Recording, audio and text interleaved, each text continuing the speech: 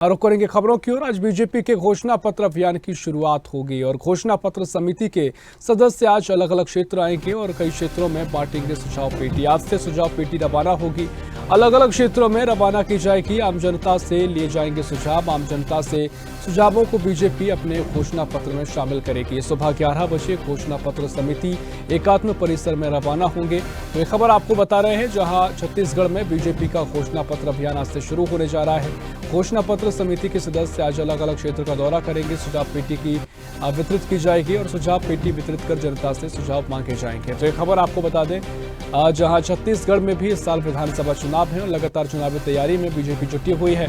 घोषणा पत्र अभियान की शुरुआत होने जा रही है। घोषणा पत्र समिति के सदस्य आज अलग अलग क्षेत्र जाएंगे और कई क्षेत्र में बांटेंगे सुझाव पेटी। आज से सुझाव पेटी रवाना होगी, अलग अलग क्षेत्रों में रवाना की जाएगी और आम जनता से सुझाव भी मांगे जाएंगे।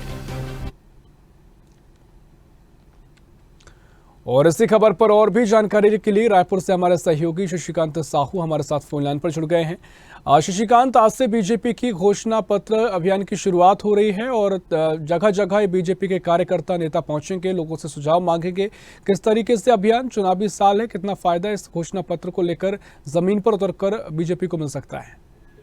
बिल्कुल, देखिए, अगर सत्ता में काबिज होना है तो घोषणा पत्र अहम कड़ी होती है।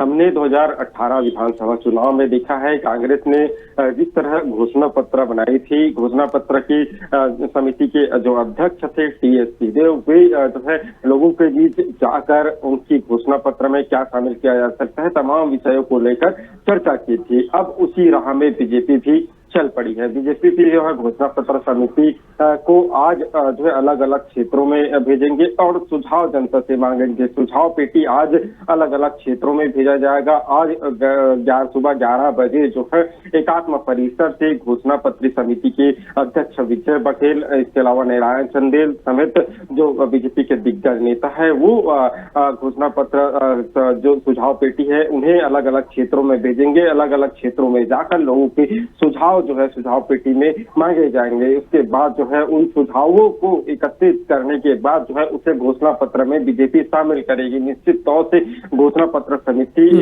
एक अहम कड़ी जो है चुनाव में होती है, क्योंकि जो वादे किए जाते हैं, जो घोषणा किए जाते हैं, उसी के मद्देनजर जो मतदाता है वो कहीं ना कहीं आकर्षित होते हैं और जो है अपने मत का प्रयोग करते हैं। तो निश्चित तौर से चुनाव में किस तरह से जनता को साधा जाए, जनता की समस्याओं को घोषणा पत्र में लाया जाए, इस तरह से घोषणा पत्र के माध्यम से जनता को फायदा पहुंचाया जाए, तमाम विषयों को लेकर आज घोषणा पत्र समिति अलग अलग क्षेत्रों में जाएगी और सुझाव पेटी जो है उन क्षेत्रों में लेकर जाएगी और सुझाव आम जनता से लिए जाएंगे। जी, निश्चित तौर पर घोषणा पत्र के जरिए आम जनता से जुड़ने का मौका भी रहेगा, बीजेपी के लिए इसका फायदा भी निश्चित तौर पर होगा।